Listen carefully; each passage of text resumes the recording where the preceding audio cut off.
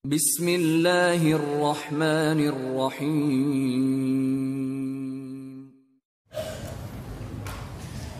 Ada seorang sahabat bernama Umair bin Hamam.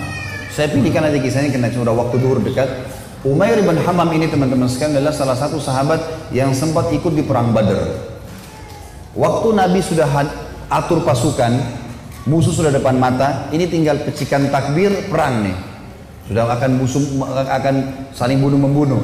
Lalu kata Nabi SAW dengan sabda yang masyhur dalam hadis Bukhari, demi Allah, tidak ada seorang pun dari kalian sekarang yang hadir di perang Badar ini, di kancah peperangan ini, terbunuh menghadapi musuh, kecuali pasti masuk surga yang luasnya seluas langit dan bumi. Umair ini, Ibn Humam, kebetulan lagi pegang 2 butir kurma di tangannya. Lalu dia bilang, bakhin, bakhin. Bakhin itu indah sekali ya Rasulullah. Indah sekali, ulangin ya Rasulullah.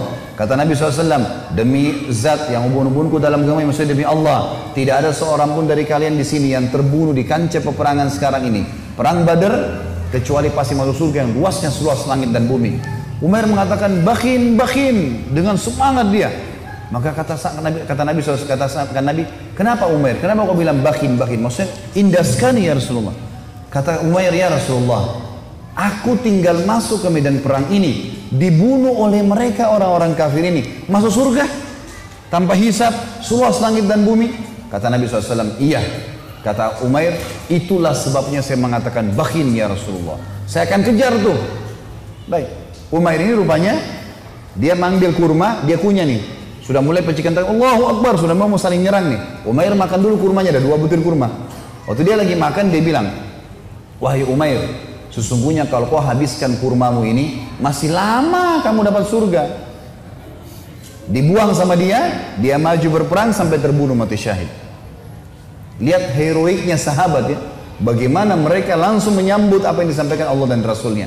Kisah yang unik adalah kisah 2 orang yang bernama anak muda ini, Mu'adz dan adiknya Auf bin Afra. Ini teman-teman, Mu'adz ini umurnya 16 tahun, adiknya Auf namanya, ini umurnya 15 tahun. Ini masih belasan tahun ini. Bandingkan dengan generasi muda Islam sekarang. Azan aja belum tentu ke masjid gitu. Ini teman-teman sekalian ikut di perang Badar. Waktu ikut di perang Badar, Abdurrahman ibn Auf menceritakan kepada kita, mengatakan, waktu saya lagi lihat peperangan sudah akan berkecamuk nih, udah mulai mau berperang musuh, tiba-tiba ada satu orang anak muda 16 tahun namanya Mu'adz berkata kepada saya, kepada Abdurrahman bin Auf, paman, mana Abu Jahal? Kata Abdurrahman, kenapa kau tanya Abu Jahal? Kata Mu'adz, saya dengar dia orang yang paling suka menyakiti Nabi SAW di Mekah. Benar? Kata Abdurrahman, iya benar. Terus untuk apa kau tanya? Saya mau bunuh paman. Ini Abu Jahal ini saya mau bunuh. Kata Abdurrahman, baiklah. Kalau saya lihat nanti, saya akan beritahukan kau dia. Karena ini peperangan orang-orang lagi berkecamuk nih, kita belum tahu. Nanti kalau kelihatan saya lihat. Maka si Mu'adz nunggu di sebelah. Datang adiknya namanya Auf. Tanpa janjian nih, adiknya dia, umurnya 15 tahun. Datang sebelah tanya yang sama, paman, mana namanya Abu Jahal? Kata Abdurrahman, kenapa kau tanya? Saya dengar dia paling suka menyiksa Nabi SAW di Mekah. Benar? Benar. Untuk apa kau tanya? Saya mau bunuh paman. Kata Abdurrahman, baiklah, kalau saya lihat saya akan tunjukkan. Kata Abdurrahman, sementara 2 di kiri kanan saya ini sudah ada gemuruh-gemuruh suara orang sudah mau perang. Tiba-tiba Abu Jahal dari kejauhan kelihatan. Abu Jahal itu dari kepalanya sampai kakinya, kudanya juga sampai kakinya semuanya besi. Yang kelihatan cuma matanya saja. Dia dulu di atas kuda, dikelilingi oleh 10 baris pasukan. Lingkar. Nggak bisa ditembusin. Bayangkan kalau satu orang berdiri, ada orang buat lingkaran pertama, lingkaran kedua, sampai 10 lingkaran. Gimana caranya menembus nih? Kata Abdurrahman, waktu saya lihat saya bilang, itu Abu Jahal. Waktu saya bilang, itu Abu Jahal, kata Abdurrahman, demi Allah, si Mu'adz sama Auf seperti 2 anak panah yang melesit ya, dilepas dari busurnya. Lari dua-dua ini, menembus 10 baris itu. Tebas sana, tebas sini, naik di atas pundaknya, sampai ke Abu Jahal. Dan dua-duanya menebasin pedangnya sampai kena ke pahanya Abu Jahal. Sobek pahanya Abu Jahal ini, berdarah, jatuh dari kuda gitu kan. Abu Jahal ini rajanya mereka ya, rajanya orang-orang Mekah waktu itu. Dan kalau ini kalah, ini mati, berbubar semua di pasukan. Yang terjadi teman-teman sekalian, si Auf, si adik ini 15 tahun, dikeroyoki oleh pengawal-pengawalnya Abu Jahal, mati syahid. Si Mu'adz ini sempat nangkis-nangkis, tangannya kena tebasan pedang. Tapi dia sempat keluar gitu kan. Dia keluar dari medan perang, 16 tahun teman-teman sekalian. Diambil imamahnya, diikat tangannya sama dia. Yang sobek itu, diikat sama dia. Dia masuk melawan satu tangan. Waktu dia lagi perang, dia rasa tangannya ini mengganggu dia. Kesakitan kan? Dia mau cari mati syahid nih. Dia keluar ke kancah peperangan, tangannya ini diinjak sama kakinya, ditarik sama dia. Diputus sekalian. Dia masuk berperang sampai terbunuh teman-teman sekalian. 15 sama 16 tahun yakin mati di medan perang, ini adalah syahid. Gak ada rasa takut sama sekali. Ini luar biasa bagaimana.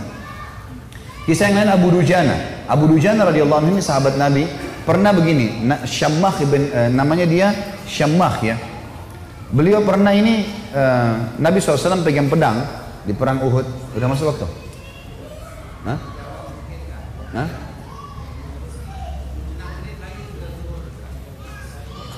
Terus? Maksudnya mau pertanyaan? Butuh tanya jawab atau materi nih? Nah? Kalau saya sih lebih fokus ke materi ya. Lanjut saja ya. Iya, lebih baik kalau antum pulang bawa ilmunya mungkin lebih bermanfaat daripada ada pertanyaan. Insya Allah kalau ada waktu lain, kalau enggak ini. Baiklah, Syammah ibn Harith ini radhiyallahu anhu, beliau pernah teman-teman sekalian Nabi SAW henuskan pedang di perang Uhud, lalu beliau berkata, siapa yang mau memberikan haknya Allah dan Rasulnya di pedang ini? Maka Hamzah berdiri mengatakan, saya Rasulullah. Nabi SAW tarik, nggak dikasih sama dia. Kemudian Nabi bilang lagi, siapa yang akan memberikan haknya Allah dan Rasul di pedang ini? Ali bin Abi Thalib berdiri, mau pegang. Nabi SAW tarik. Hamzah dan Ali ini terkenal pejuang kesatria Islam yang kuat gitu kan. Nabi nggak kasih. Nabi ulangi lagi yang ketiga, siapa yang memberikan haknya Allah dan Rasul di pedang ini? Maka berdiri lagi teman-teman sekalian, sahabat Nabi yang ketiga, yang sangat terkenal juga adalah Mikdad. Mikdad ini terkenal, Umar bin Khattab jadikan dia seperti kekuatan 1000 orang. Saya Rasulullah, Nabi SAW tarik, gak dikasih. Nabi ulangi yang keempat kali, siapa yang memberikan hak Rasulullah di pedang ini? Maka Abu Dujana ini, Syammah ini berdiri mengatakannya, Rasulullah, apa haknya Allah dan Rasulnya di pedang itu?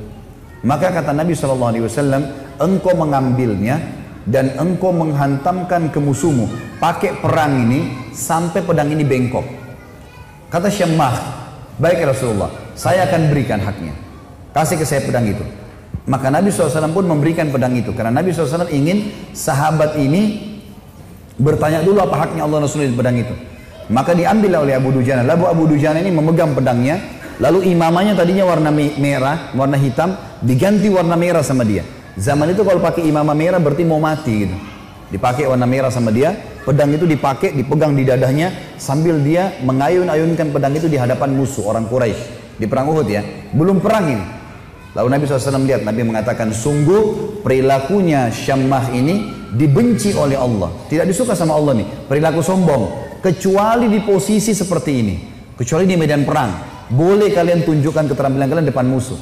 Tapi kalau enggak, ya di lainnya Allah marah. Maka Abu Dujana pun akhirnya memegang pedang tersebut teman-teman sekalian. Yang terjadi adalah, ada seorang sahabat namanya Ka'ab radhiyallahu anhu. Ka'ab ini berkata, waktu saya lihat Abu Dujana sudah mulai masuk menyerang musuh, di medan perang, saya penasaran bagaimana Abu Dujana memberikan haknya Allah dan Rasulnya di pedang itu. Saya pun melihat ada satu orang kafir yang sangat kuat menyerang orang-orang Islam, tebas sana, tebas sini, badannya kekar. Maka saya berdoa kepada Allah di kancah peperangan. Ka'ab berdoa, semoga orang kafir ini ketemu dengan Abu Dujana. Ternyata Allah kabulkan doa saya, dia bilang. Tiba-tiba Abu Dujana ini berhadapan sama musuh orang kafir itu. Dan waktu berhadapan, mereka akhirnya duel berdua. Dan saking serunya duelan Abu Dujana dengan orang kafir ini, sampai orang-orang di kancah peperangan berhenti perang. Menyaksikan duelnya mereka. Karena luar biasa. Orang kafir berhenti, orang muslim berhenti. Menyaksikan bagaimana Abu Dujana perang. Sampai akhirnya Abu Dujana ditebas sama orang tersebut dengan pedang dengan sangat kuat, ditangkis sama perisai, sampai perisai itu terbelah dua dan pedangnya orang kafir melengket. Maka Abu Dujana pun akhirnya menebaskan pedang itu ke arah orang kafir, yang sampai membuat orang kafir itu terbelah bagian setengah badannya. Akhirnya matilah orang itu. Maka kata Ka'ab, aku pun akhirnya menghadap ke Abu Dujana dan dia berkata, wahai Ka'ab, bagaimana pendapatmu? Bagaimana yang kau lihat dengan ini? Maka dia pun tersenyum. Artinya Abu Dujana betul-betul mengerjakan apa yang diperintahkan oleh Allah dan Rasulnya. Tentu dalam medan perang cukup banyak kisah-kisah teman-teman sekalian. Juga ada kisah yang sangat unik sebenarnya. Saya disimpulkan, insya Allah 1 menit saja. Ada namanya Hamrat Asad. Waktu para sahabat kalah di perang Uhud, ada 70 sahabat mati syahid. Sisanya, kan sahabat yang pergi perang Uhud itu 700 orang ya. 70 orang mati, jadi sisa 630 orang. 630 orang ini teman-teman sekalian semuanya luka parah. Kita tutup dengan kisah ini ya. Luka parah semuanya. Nabi pun berdarah pipinya, keningnya berdarah SAW, giginya pecah. Pundaknya sempat dihantam oleh Ibnu Qami'ah. Beliau mengatakan saya rasakan sakitnya sebulan. Ini sahabat semua, 630 orang luka semuanya. Dan minimal mereka luka 5 luka di tubuhnya. Di dalam kisah ini dikatakan teman-teman sekalian, pulanglah mereka ke Madinah di perang Uhud. Sedih, sahabat banyak yang kalah. Waktu itu karena awal peperangan menang, pulang ke Madinah. Waktu masuk di Madinah, tiba waktu maghrib. Sahabat-sahabat ini 600 orang banyak tidak bisa ke masjid. Nggak bisa. Ada 2 anak muda umur 14 tahun sama 15 tahun. Apa 15 sama 16 tahun. Tapi bukan si Auf tadi, orang lain ini. Ini anak muda ini saking banyaknya luka di badannya sampai ditaruh di atas kuda, lalu diturunkan, dimasukkan di dalam rumah, ibunya tinggal rawat, nggak bisa bergerak apa-apa lagi. Sholat pun dalam kondisi isyarat mata, udah sakit semua nih, gitu kan? Baik, habis sholat subuh teman-teman, turun perintah Allah. Ini 1 hari setelah perang Uhud, ada perang namanya Hamrat Asad, nama lokasi. Hamrat Asad ini nama lokasi, Asad artinya singa. Hamrat ini wilayah warna merah karena gunungnya banyak warna merah. Perintah Allah kepada Nabi Muhammad SAW, perintahkan semua sahabat Muhammad yang ikut di Uhud kemarin, 630 orang yang luka itu, semuanya keluar lagi, kejar lagi itu orang-orang Quraisy. Pasukan kalah ya, luka semua. Maka tersebar berita, pemanggil-pemanggil Nabi, hai sahabat-sahabat Nabi yang kemarin ikut Uhud, bukan orang baru, yang luka-luka parah, semuanya oleh Nabi disuruh ngejar menuju ke Hamrat Asad, kejar Quraisy. Maka sahabat-sahabat banyak, diantaranya Usaid bin Khudair, ada yang lagi nempel daun untuk mengeringkan lukanya, dicabut sama dia. Sami'na wa ata'na, kami patuh dan tenang. Dicabut semua luka-luka mereka yang tempel-tempelan, mereka pergi sambil ngalir darah. Ada 2 orang anak muda 15 sama 16 tahun. Ini di sini di riwayat tidak disebutkan namanya, yang tertidur di atas ranjang, ibunya ngerawat, sholat pun dengan isyarat mata. Waktu dengar ada orang teriak, wahai yang hadir kemarin di Uhud, semuanya tidak terkecuali telah turun perintah Allah kepada Rasulnya Muhammad SAW untuk mengejar Quraisy. Tidak satu orang pun boleh tinggal di Madinah. Luka parah. Maka adik kakak ini bersebelahan tidurnya. Kakaknya bilang, wahai adikku, tidak mungkin kita tinggal di atas ranjang begini sementara panggilan Rasulullah ada 16 dan 15 tahun ini. Maka kata adiknya, bagaimana caranya kak? Kita nggak bisa bergerak nih. Apa kata kakaknya? Demi Allah, saya akan seret kamu sekali, kamu seret saya sekali, sampai kita menjawab panggilan Allah dan Rasulnya. Luar biasa. Saya waktu baca kisahnya sampai netes air mata teman-teman sekalian. Luar biasa. Dan akhirnya mereka seret-seretan sampai tiba di depan Nabi SAW. Ada yang berdarah, ada yang ini. Terutama 2 anak muda ini naik di atas kuda itu sambil diseret jalan ya. Waktu mereka diseret semua pada nangis lihat. Ini luar biasa orang ini. Dan akhirnya sahabat ini semuanya pergi ke sana. Pas Quraisy dengar 630 pasukan yang kemarin kalah, tidak ada orang baru yang datang, bukan tenaga baru cuma yang kemarin, mau berperang, Quraisy tidak berani kembali. Mereka takut, ini jangan sampai luar biasa nih, kok bisa sampai luka parah mau kembali gitu. Maka mereka tidak berani kembali dan tersebar berita kalau setelah kekalahan di Uhud, 1 hari setelahnya di Hamrat Asad muslimin memenangkan peperangan. Dan ini mengobati luka-luka mereka. Tapi saksi bahasan teman-teman bagaimana mereka luar biasanya dalam mempertahankan agama ini. Allahu a'lam.